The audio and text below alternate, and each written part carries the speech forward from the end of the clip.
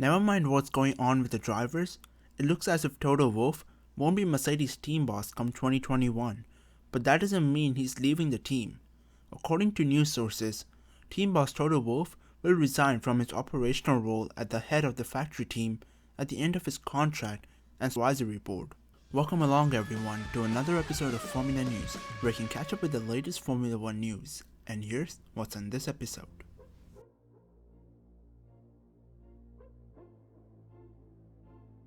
First up, Wolff to step down as Mercedes team boss. Wolff, who joined Mercedes in 2013 and played an integral role in the team's current run of 6 championship doubles, owns 30% of the Mercedes Formula 1 team, the other 70% belonging to Daimler. Wolff's decision not to continue as team boss could be just the first part of a major shakeup that would also involve Lawrence Stroll and Aston Martin. At present, Stroll owns 25% of Aston Martin, and as of next season, his Racing Point team will be rebranded under the British carmaker's moniker. This would not only help Mercedes exit F1 as a majority owner of the team, but would also lessen the financial burden that has taken its toll on all car manufacturers around the globe. It is unclear what would happen to Stroll's Racing Point team, which could possibly become a B team to its Mercedes outfit. Mercedes' parent company Daimler has rejected reports that the German brand could be about to pull out of Formula 1 and that Toto Wolff was planning to resign as managing partner. At a time when 6-time world champion Lewis Hamilton has been discussing a new contract with the Silver Arrows, reports in Germany suggested Wolff might step away from his current role in order to partner with Lawrence Stroll to oversee a buyout of Mercedes. Also this week, the FIA approved plans to introduce strict budget caps, which will see the amount each team can spend annually reduced in each of the next 3 years. The move is expected to hurt the big teams the most, but it was approved unanimously, deemed necessary both due to the pandemic and the need to increase competition. Mercedes have won the Drivers' and Constructors' Championships in each of the past 6 seasons, and has been the class of the field during the turbo hybrid era. In 2019, the team won 15 of the 21 Grand Prix as Lewis Hamilton and Valtteri Bottas finished first and second in the standings. Wolff, who joined the team in 2013 from Williams, has masterminded that run of success, but there have been suggestions the Austrian, who owns 30% of the team, could be seeking a change. Hamilton, who is out of contract with the team this winter, has previously indicated his next move could depend on that of Wolff. Hey, if you're getting some insight from this video, then please hit that like and subscribe button so you won't miss out on any future Formula 1 news. Anyways, let's get back with the video. Next up, Vettel's future. Vettel's current contract with Ferrari, which was signed in August 2017, expires at the end of this season, and there has been much speculation about the 4-time world champion's future.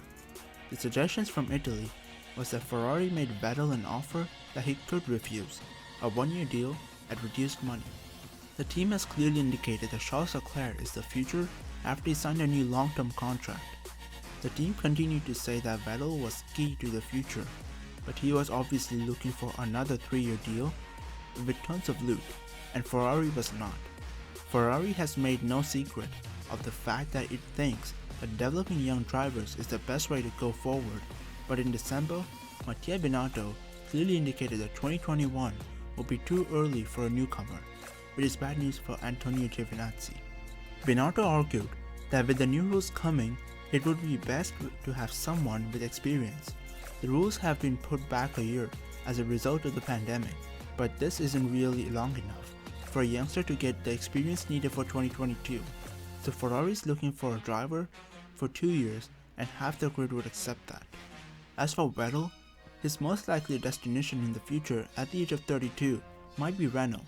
He worked with the French company in his championship-winning years at Red Bull between 2010 and 2013 and knows many of the people involved.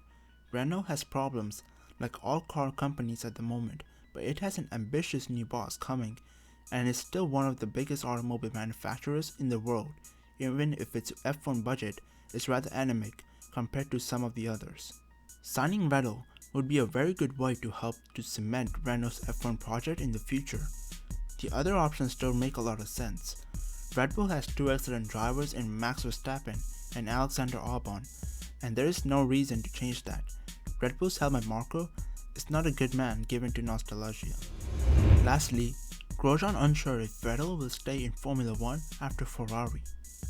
Haas F1 team's Romain Grosjean admits he will miss Sebastian Vettel if 2020 proves to be the driver's final year in Formula 1, since he believes it might be tough to settle for anything else after driving for Ferrari. Vettel, a four-time world champion, will leave Ferrari once his contract expires at the end of this year, with the Italian team securing Carlos Sainz as his successor. Grosjean, a 10-season veteran of the circuit who has spent his entire career competing against Vettel, would love to see his friend carry on, but said that might be an unlikely scenario. Grosjean can look forward to one more season of sharing the track with Vettel, even if it will not be a full calendar due to the impact of the coronavirus pandemic has had on the sport. The 34-year-old, who is the director of the Grand Prix Drivers Association, has been involved in discussions. And that's been today's video. If you don't want to miss out on any Formula 1 news, then please hit that like and subscribe button for more top-notch F1 reports and insights. Apart from that, I hope you enjoyed the video, hope you have an awesome day, until next time, goodbye.